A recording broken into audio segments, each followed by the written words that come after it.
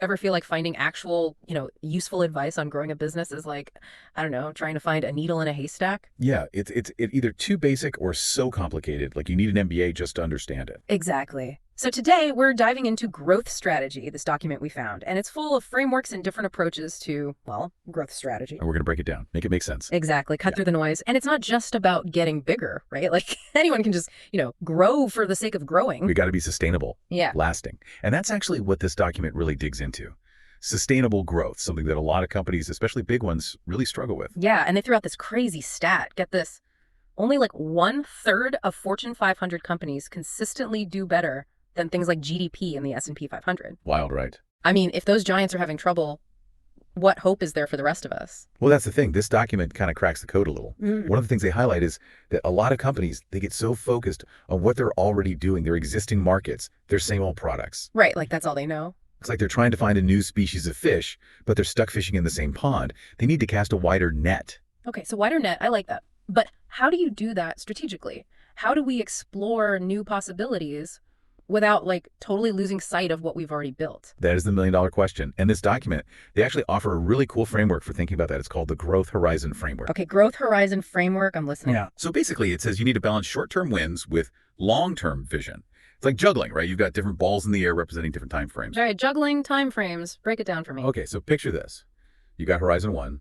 This is all about maximizing your existing business, what's working right now within the next year. Gotcha. So Horizon 1, that's like our short game, yeah. Making sure things are running smoothly, everything's optimized. Exactly, fine-tuning that engine. But then you've got Horizon 2. This is where things get interesting. Oh, tell me more about Horizon 2. So Horizon 2, that's your 3 to 5 year plan. Now you're thinking new business units, innovative products, planting seeds that might take a bit longer to bear fruit.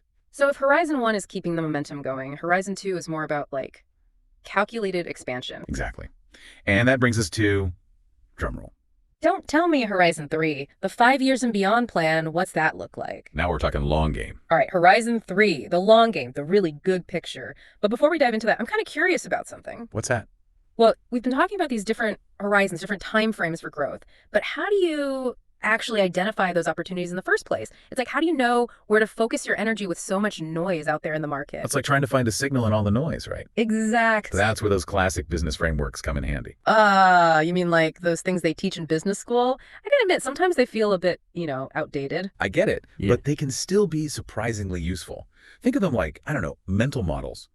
Tools for dissecting complex problems. Okay, tools, I like that. So which tool should we pull out of the toolbox first? Well, let's start with one of the heavy hitters. Porter's 5 Forces. Okay, Porter's 5 Forces, I've definitely heard of that one. But to be honest, it always sounded a little intimidating, like 5 forces. What am I, a Jedi Master trying to control the galaxy? Well, maybe not the galaxy, but definitely your industry. It's about understanding the competitive dynamics at play, kind of like scouting out the battlefield before you charge in. All right, strategic warfare, I'm listening. Break down these 5 forces for me. Okay, so the first force is all about the threat of new entrant. Basically, how easy is it for someone to come along and disrupt your industry, with a new idea, a new business model? So you're constantly looking over your shoulder, seeing if anyone's sneaking up on you. Exactly. And the second force, that's about the bargaining power of buyers.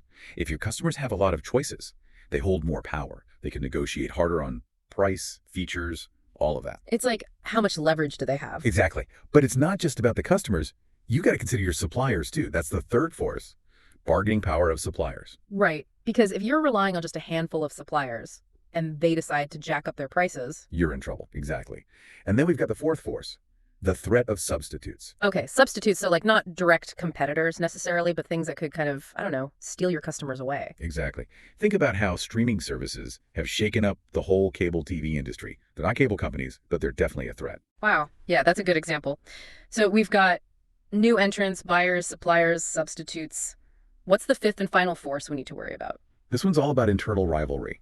How intense is the competition within your industry? Are companies constantly at each other's throats, slashing prices, launching new products? Or is it more like chill and collaborative? Exactly. So those are Porter's 5 forces. It's about sizing up your competitive landscape, understanding those pressures, and then figuring out, okay, how do we navigate this? How do we position ourselves for success? So much to consider. I feel like I need a whiteboard just to keep track of it all. And we're not done yet.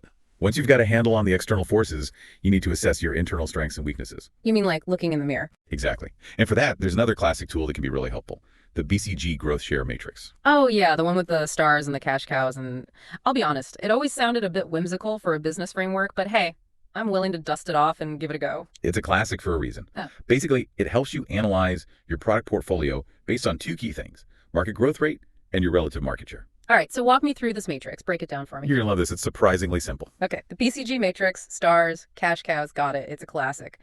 But I gotta ask, are these, these traditional frameworks, are they really enough in today's world? Things are changing so fast, it feels like the old playbooks might be gathering dust. You're preaching to the choir. The pace of change is insane. What worked even a few years ago might not cut it today with, digital disruption and all that. Exactly. So where do we turn? What's the new playbook? That's where we dive into blue ocean strategy. Blue ocean strategy. Okay. I'm intrigued. What's the thinking there? So imagine a vast ocean, right? Wide open, unexplored, teeming with possibilities. Okay, I like where you're going with this. That's blue ocean strategy. It's about creating a market space where there is no competition. So instead of battling it out in like a crowded, bloody red ocean, you're setting sail for calmer waters. Exactly. You're finding your own space where you can thrive. I love that. But how do you actually find those blue oceans? It can't be as easy as just like closing your eyes and pointing to a map. It takes a different way of thinking. It's about what they call value innovation. Value innovation. Okay. Sounds kind of like business jargon, but I'm sure there's something to it. What does that actually mean?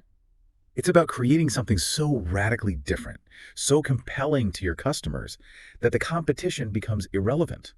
Think about Cirque du Soleil. They totally reinvented the circus. Yeah, they're amazing. Instead of just trying to, add more elephants or something, they stripped it back.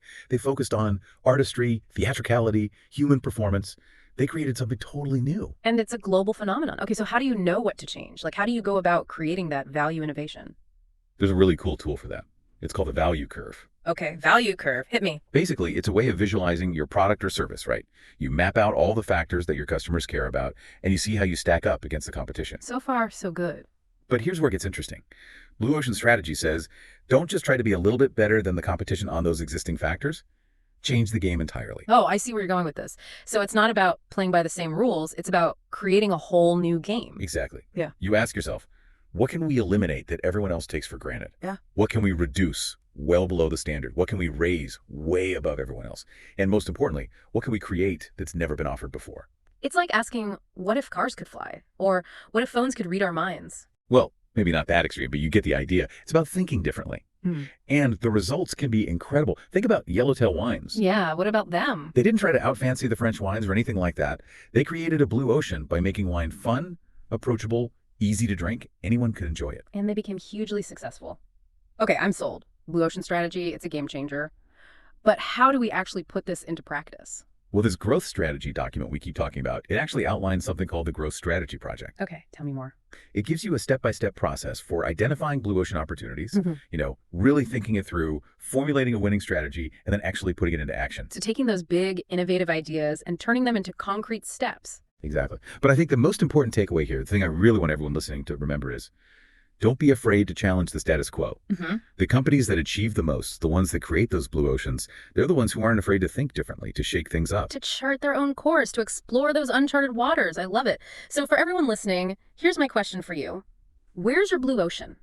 What opportunities are hiding in plain sight, just waiting for someone to come along and say, what if? What needs are your customers longing for that nobody else is even thinking about? The possibilities are endless when you start looking at the world through that blue ocean lens. That's a great place to wrap up. This has been an incredible deep dive, tons of food for thought. So until next time, keep exploring, keep innovating, and most importantly, never stop searching for your blue ocean.